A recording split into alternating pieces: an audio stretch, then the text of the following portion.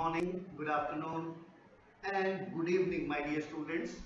जैसा कि आज आप स्क्रीन पे देख रहे हैं, हम आज की क्लास में डिटर्मिनेंट्स ऑफ सप्लाई और सप्लाई फंक्शन स्टडी करेंगे। जब हम बात करते हैं सप्लाई फंक्शन की, supply function means functional functional means cause and effect, relationship between supply of a commodity and its various determinants। और अगर सप्लाई फंक्शन को हम इक्वेशन की फॉर्म में लिखते हैं तो कैसे लिखेंगे? Supply of X is a function of price of X, यानी price of on commodity. P R price of related goods, P F price of factors of production, GF goal of firms, EX expected future price, NF number of firms, GP government policy, T technology, CL climate, I invention and innovations, and there are many more। क्योंकि sales को, supply को, production को जितने भी factors affect करते हैं वो सब सप्लाई के डिटर्मिनेंट हो सकते हैं, डायरेक्टली और इनडायरेक्टली। इज दैट क्लियर और नॉट? अगर हम सप्लाई फंक्शन की बात करते हैं तो these are the main determinants. अब जब मेन डिटर्मिनेंट्स की बात करते हैं, एक एक करके इनको सबको हम डिस्क्राइब करेंगे। First is PX. Number one, PX. PX stands for price of on commodity, यानी कमोडिटी का खुद का price, price of on commodity. अब जब प्राइस ऑफ ऑन कमोडिटी की बात करते हैं तो we will say that if other things remain constant, these are the other things जिनके ऊपर मैं लाइन डाल, ये सब all these determinants remain constant। we are saying if other things being constant, कि अगर other things constant रहती हैं then increase in price cause increase in quantity supplied and decrease in price cause decrease in quantity supplied। यानी price बढ़ेगा तो quantity supplied will increase, और price कम होगा तो क्वांटिटी सप्लाइड विल डिक्रीज। और अदर थिंग्स बीइंग कांस्टेंट को Greek language में क्या बोलते हैं? It is known as ceteris paribus। means if other things remain constant then increase in price cause increase in quantity supplied and decrease in price cause decrease in quantity supplied। means there is positive relationship between price and quantity supplied। Price में और quantity supplied में कैसा relationship है बेटा? Positive relationship है। And such kind of relationship is known as law of supply. क्या बोलेंगे बेटा इसको? Law of supply. Law of supply states that rise in price cause rise in quantity supplied, and fall in price cause fall in quantity supplied.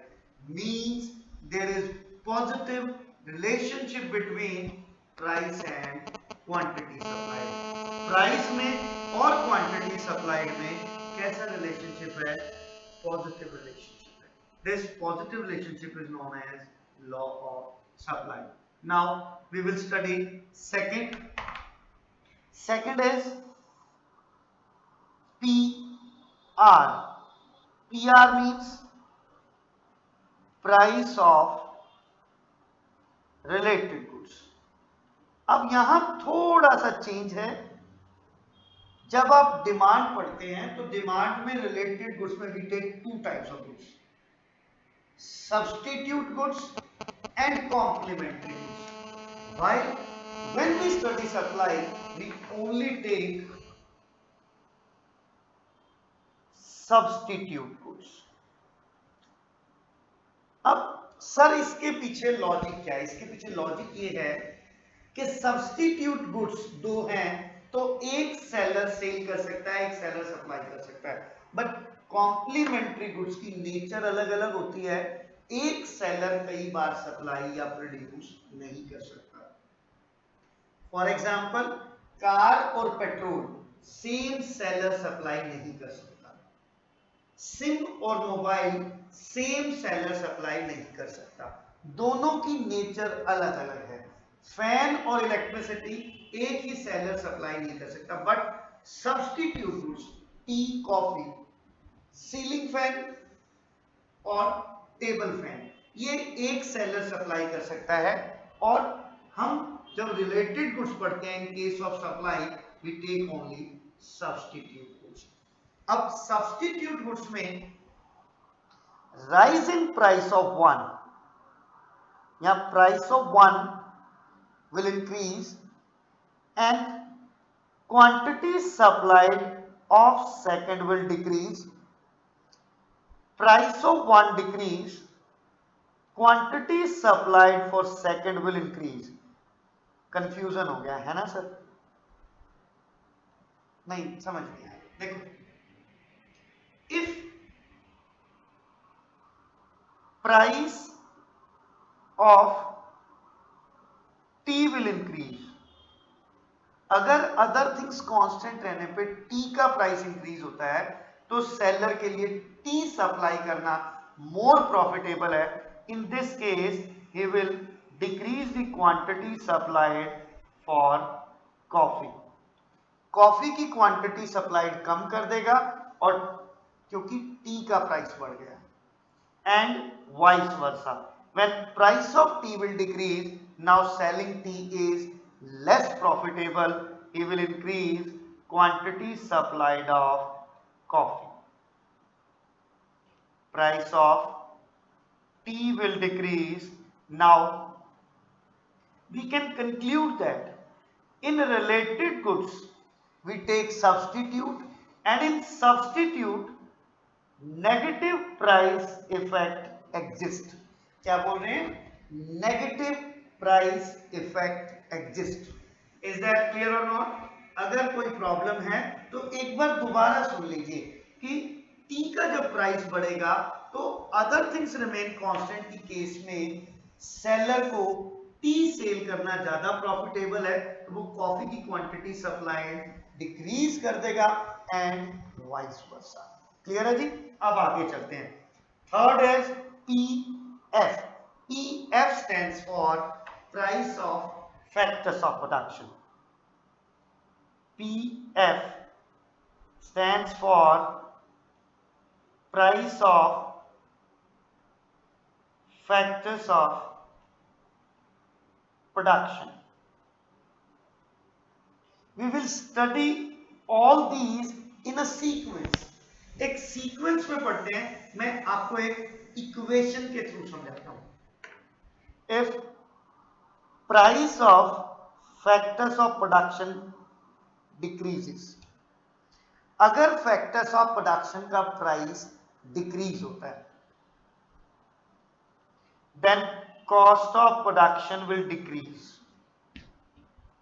क्योंकि कोई भी factor सस्ता होता है तो प्रोड्यूसर की कॉस्ट ऑफ प्रोडक्शन कम हो जाती है, और कॉस्ट ऑफ प्रोडक्शन कम होगी तो profit margin will increase, and if profit margin increase quantity supplied will increase. आप चाहें तो सिर्फ इन दो के रिलेशनशिप को याद रख सकते हैं, बीच की चेन आपके नॉलेज के लिए है कि जब price of factors of production decrease होंगे तो क्वांटिटी सप्लाइड इंक्रीज होगी, and when price of factors of production will increase then cost of production will increase. Factors of production का प्राइस इंक्रीज हो रहा है तो कॉस्ट ऑफ प्रोडक्शन इंक्रीज हो रही है, और अगर कॉस्ट ऑफ प्रोडक्शन इंक्रीज हो रही है तो प्रॉफिट मार्जिन डिक्रीज होगा, and if profit margin decreases quantity supplied will decrease. It means negative relationship exist. Clear और नॉट? यहां ध्यान दीजिए कि जब फैक्टर्स ऑफ प्रोडक्शन का प्राइस बढ़ता है तो क्वांटिटी सप्लाइड कम होती है, जब price of factors of production घट जाता है तो क्वांटिटी सप्लाइड इंक्रीज हो जाती है। Next is GF. GF stands for goal of forms. अब अगला करेंगे goal of forms. Next page पे चलते हैं।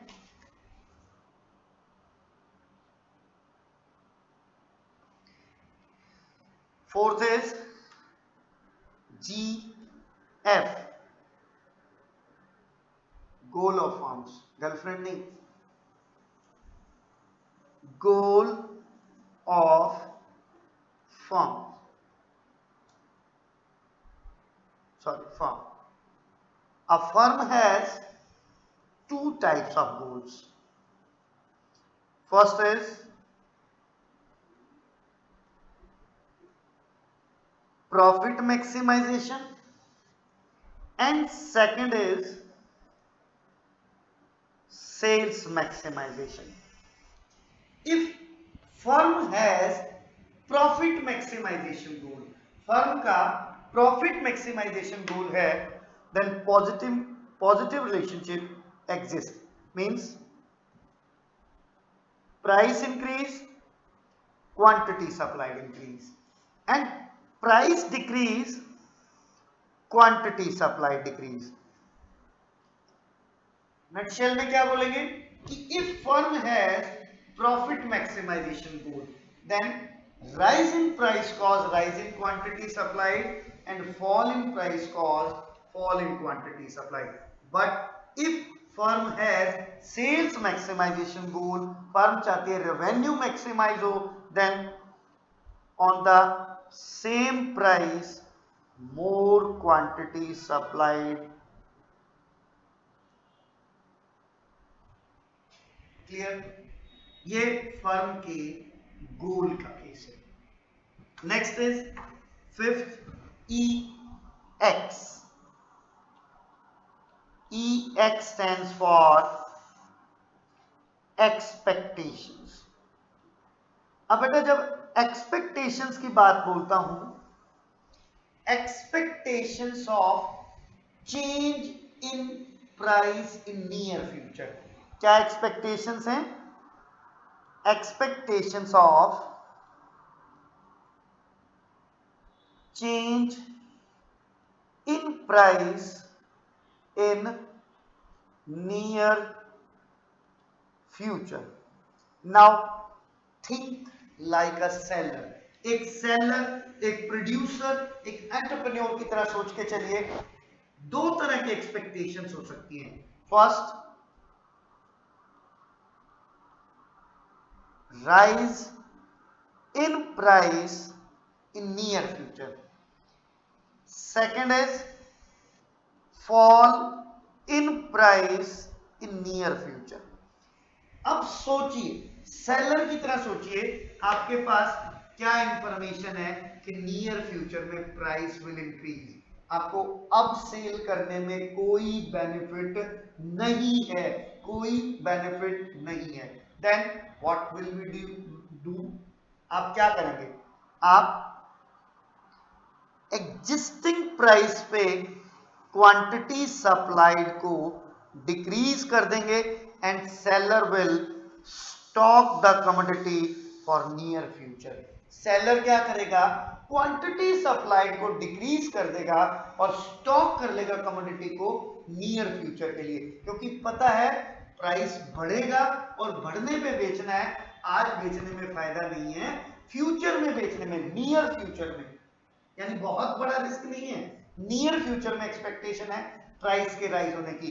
डिस्टेंट फ्यूचर की हम एक्सपेक्टेशन की बात नहीं करते, because there may be many kind of changes in distant future, उसमें बहुत रिस्क और बहुत सारे फैक्टर्स आ जाते हैं, but in near future minimum risk is there और रिस्पॉन्ड किया जा सकता है। एक छोटे से छोटा सेलर भी रिस्पॉन्ड कर सकता है अगर उसको राइज इन प्राइस की एक्सपेक्टेशन है, कब, नियर फ्यूचर में, वो क्वांटिटी सप्लाई डिक्रीज कर देगा and stock the commodity for near future. कहेगा गोडाउन में रख लो, मैंने बेचना नहीं अभी, कब बेचूंगा, नियर फ्यूचर में, क्योंकि मुझे प्राइस राइज का बेनिफिट कमाना है। और if there is expectation of fall in price in near future, then existing price quantity supplied will increase and seller will try to clear the stock।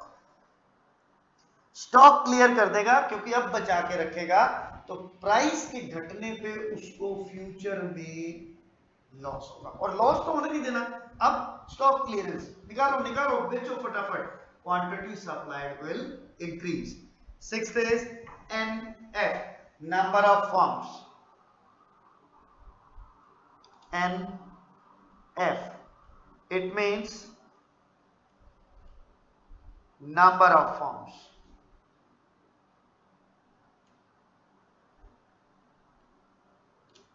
देखिए दो तरह से पढ़ते हैं, if there are small number of firms, कुछ firms हैं, and if there are large number of firms। अगर small number of firms हैं, then less quantity will be supplied, and if there are large number of firms, more quantity will be supplied। और दूसरा case क्या है, if number of firms increase, then quantity supplied will increase, and if number of firms decrease, quantity supplied will decrease। ज्यादा थोड़ी number of forms होंगी तो quantity supplied कम होगी, और ज्यादा नंबर ऑफ फॉर्म्स होंगी तो मोर क्वांटिटी सप्लाइड होगी। जैसे मोनोपोली में लेस क्वांटिटी सप्लाइड है और परफेक्ट कंपटीशन में मोर क्वांटिटी सप्लाइड है। और इसके साथ एक केस और भी पढ़ सकते हैं, if number of firms are increasing, quantity supplied will increase, if number of firms are decreasing, then quantity supplied will decrease. अब नेक्स्ट देखते हैं हमने कौन कौन से कर लिए, यहां देखिए, price of X, price of related goods, price of factors of production, goal of firms, expectation, number of firms. अब बात करते हैं government policy, technology, climate, invention and innovations की, और 4 डिटरमिनेंट्स के बारे में बात करेंगे। Next we will talk about 7th is GP, goal of government policy, GP, it is government policy। government policies are of 2 types, 2 तरह की गवर्नमेंट पॉलिसीज हो सकती हैं। First, favourable government policy, and second is unfavourable government policy. Favourable towards seller, जब demand पे बात करते हैं तो फेवरेबल टुवर्ड्स बायर पढ़ते हैं, यहां favourable and unfavourable towards seller. यानी फेवरेबल कब होगी, when government impose less taxes on production and more subsidies are given. समझ रहे हैं? टैक्सेस कम लगाए, सब्सिडीज ज्यादा दे, कॉस्ट ऑफ प्रोडक्शन डिक्लाइन कर जाएगी, प्रॉफिट मार्जिन बढ़ जाएगा and quantity supplied will increase. Quantity supplied क्या हो जाएगी? बढ़ जाएगी। अब इधर बात करते हैं unfavourable government policy. It means more taxes are imposed plus government is provide less subsidy or no subsidy. Cost of production will rise, profit margin will fall and quantity supplied will decrease. Is that clear? देखिए हमने government policy को दो तरह से पढ़ा, favourable government policy, unfavourable. Favourable क्या कहती है? टैक्स कम लगाएं, सब्सिडाइज ज्यादा करें, कॉस्ट ऑफ प्रोडक्शन गिरेगी, प्रॉफिट मार्जिन बढ़ेगा और प्रॉफिट मार्जिन बढ़ते ही सप्लाई क्या हो जाएगी? बढ़ जाएगी। और अनफेवरेबल गवर्नमेंट पॉलिसी में क्या होगा? सरकार बहुत ज्यादा टैक्स लगाने लग जाती है, सब्सिडीज कम कर देती है या सब्सिडीज खत्म कर देती है। अगर सब्सिडी नहीं देगी, टैक्स ही टैक्स लगाएगी प्रोडक्शन पे, तो आपकी कॉस्ट ऑफ प्रोडक्शन बढ़ेगी और क्वांटिटी सप्लाइड कम हो जाएगी। पर इसी बात पे एक बच्चे ने मुझसे क्वेश्चन पूछा कि सर सेलर पे और प्रोड्यूसर पे तो इनडायरेक्ट टैक्स लगते हैं और इसका बर्डन तो इवेंचुअली बायर पे पहुंच जाता है, सेलर को इससे क्या फर्क पड़ता है? देखिए फर्क पड़ता है क्योंकि प्रोडक्ट की इलास्टिसिटी ऑफ डिमांड पे डिपेंड करता है। अगर डिमांड इनइलास्टिक है तो आप बर्डन सेलर जो है बायर पे डाल सकता है, लेकिन इलास्टिक डिमांड के केस में whole burden can not be transfer to the buyer. कुछ केसेस में सारा बर्डन बायर पे नहीं डाला जा सकता, कुछ बर्डन सेलर को अपने प्रॉफिट मार्जिन में से सैक्रिफाइस करना पड़ सकता है। तो ऐसी सिचुएशन में जब अनफेवरेबल गवर्नमेंट पॉलिसी होगी तो कॉस्ट ऑफ प्रोडक्शन बढ़ जाएगी, क्योंकि इस टैक्स के बर्डन को सेलर अपने प्रॉफिट मार्जिन में से एडजस्ट करेगा और quantity supplied will decrease. Now next is technology. Page change करते हैं। Next is T. It is 8th T. T stands for technology.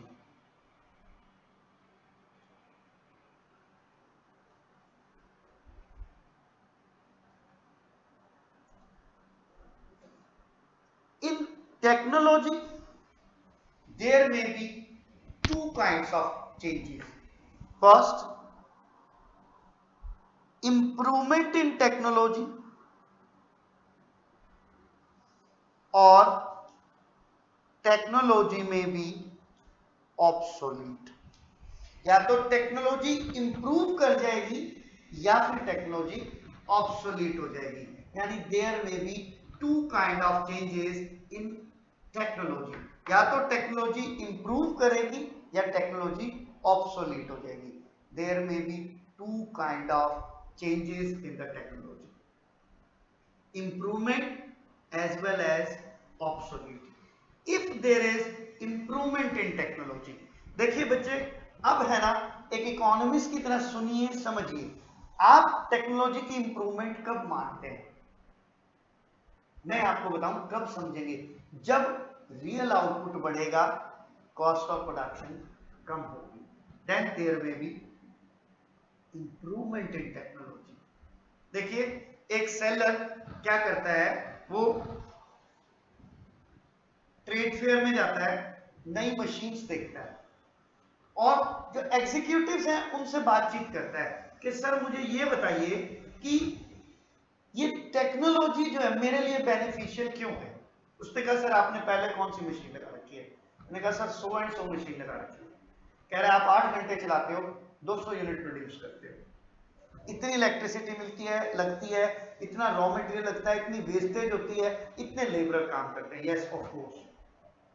कह रहे पहले आप 8 लेबर लगाते थे, 8 घंटे चलाते थे, 200 यूनिट मिलती थी, इतना रॉ मटेरियल था, इतनी इलेक्ट्रिसिटी थी, इतनी वेस्टेज थी। यस सर, ये मशीन आप 4 घंटे चलाइए, 8 की जगह 2 लेबर इस्तेमाल कीजिए और आउटपुट उससे डबल 400 यूनिट लीजिए, इलेक्ट्रिसिटी उससे कम खाएगी, यानी improvement in technology. Improvement in technology means real output increase and cost of production will decrease। अब देखिए, जो नंबर ऑफ यूनिट प्रोड्यूस है वो भी बढ़ गई, कॉस्ट ऑफ प्रोडक्शन घट गई, तो आपका प्रॉफिट मार्जिन बढ़ गया, and in this case quantity supplied will increase. Clear है? और हम डेली रूटीन की प्रैक्टिस में इन सब चीजों को देखते हैं, बस नोटिस नहीं करते। कोई भी ऐसी चीज जिसके मेथड ऑफ प्रोडक्शन में इंप्रूवमेंट आ जाता है, ऑटोमेटिकली मार्केट में उसकी सप्लाई बढ़ जाती है, एकदम एक्सपेंड कर जाती है सप्लाई। कारण क्या होता है? कारण यही है कि सेलर उसकी इंप्रूव टेक्नोलॉजी ले आया, उसका रियल आउटपुट बढ़ गया, उसकी कॉस्ट ऑफ प्रोडक्शन घट गई, उसका प्रॉफिट मार्जिन बढ़ गया, इसलिए क्वांटिटी सप्लाइड भी बढ़ गई। क्लियर है? अब ऑब्सोलीट, ऑब्सोलीट का मतलब है पुरानी पड़ गई, घिस गई। अब यहां पुरानी पड़ने से, घिसने से क्या होगा? रियल आउटपुट डिक्रीज हो जाए, कॉस्ट ऑफ प्रोडक्शन इंक्रीज हो जाए, तो प्रॉफिट मार्जिन भी कम हो जाएगा और क्वांटिटी सप्लाइड विल डिक्रीज। अब है ना, आपको एक बढ़िया सी बात मेरे दिमाग में आ गई, बताए बिना मुझसे रहा नहीं जाएगा। ऑब्सोलीट टेक्नोलॉजी का एक एग्जांपल देता हूं। बहुत साल पहले जब ऑटोज वगैरह नहीं चलते थे, तो लोग टांगे से एक जगह से दूसरी जगह जाते थे, जिसके आगे घोड़ा लगता है, वो धन्नो, शोले वाले धन्नो बसंती चलाती थी जो, ऐसे। तो एक तांगे वाला था, उसके पास 2 सिमिलर घोड़ी थी, एक तांगे में जोड़ के चलाता था, एक शादियों के लिए रखी हुई थी। तो एक दिन सुबह जब लाइट नहीं थी, गलती से तांगे में शादी वाली घोड़ी जोड़ ली और सवारियां उठाने के लिए चल पड़ा। वो एक स्टैंड से रेलवे स्टेशन तक की सवारियां उठाता था। अब पहुंच गया जब घर से, देन ही रियलाइज कि यार आज तो गलती हो गई, इसकी कमर पे अब भार आएगा, भार आते ही ये तो थोड़ा थोड़ा चलेगी, फिर रुक जाएगी, थोड़ा चलेगी, फिर रुक जाएगी, because she is not used to such kind of hard work. तो उसने कहा ठीक है, इसका इलाज है मेरे पास। उन्हें सवारियां बिठाई, जरा सा चल के वो रुक गई। अब रुक गई तो वो कूद के उतरा और उसके आगे डांस करना शुरू कर दिया। लोगों ने देखा, भाई चल यार, लोग रोज की सवारियां थी, उन्हें पता था ये मजाकिया है, तमाशबीनियां करता है, कोई बात नहीं। बट ये प्रैक्टिस तो रैकरिंग हो गई, हर 20 कदम, हर 25 कदम के बाद उतरे, डांस करे, उतरे, डांस करे।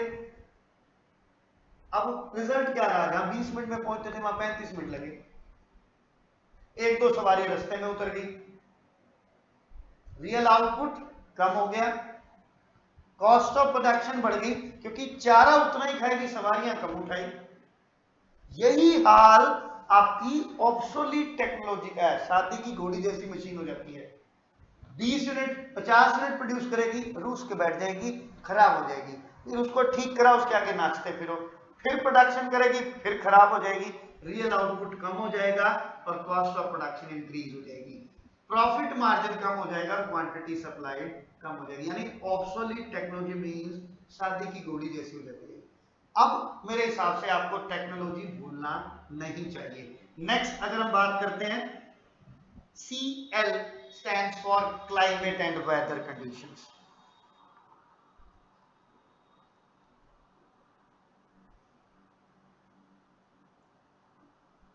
climate and weather conditions। अब इसको सिंपलेस्ट हम दो पार्ट्स में डिवाइड कर लेते हैं। If climate and weather conditions are favorable, then quantity supplied will increase. More quantity can be supplied. If quantity supply, sorry, if climate and weather conditions are unfavorable, then less quantity supplied or quantity supplied will decrease. क्यों decrease करेगी? मैं example देता हूं। हम गुजरात के सूरत का example लेते हैं, कॉटन क्लोथ की प्रोडक्शन का hub. Do you know why? क्योंकि वहां के क्लाइमेट और वेदर में ह्यूमिडिटी है। उस ह्यूमिडिटी की वजह से जब लूम में, मशीन में क्या किया जाता है, कॉटन का क्लोथ चलाया जाता है, तो उस ह्यूमिडिटी से थ्रेड में फ्लेक्सिबिलिटी आ जाती है, वो टूटता नहीं, प्रोडक्शन ज्यादा होता है, क्वांटिटी सप्लाई बढ़ जाती है। सिमिलर अगर यही केस दिल्ली में चला दिया जाए तो वहां हॉट वेदर में फ्लेक्सिबिलिटी नहीं मिलेगी और quantity supplied will decrease. Clear है जी? Next, tenth is I. I stands for inventions and innovations.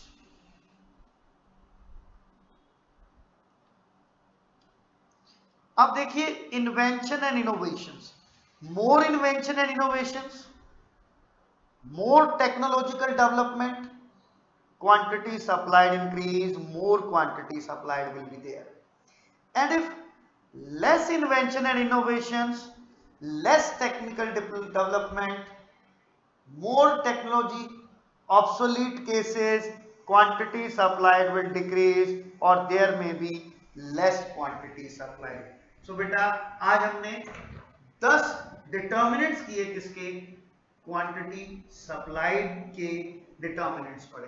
पहला आपने पढ़ा price of on commodity, second is price of related goods, third price of factors of production, goal of firms, expected future price, number of firms, उसके बाद government policy, technology, invention and innovations and climate. इस तरह से आपने 10 determinants पढ़े। आप इन 10 determinants को ध्यान से पढ़ेंगे तो आपको सप्लाई में किसी तरह की भी कोई प्रॉब्लम नहीं आएगी। आज के लिए इतना ही काफी। Thank you very much, have a great day, bye.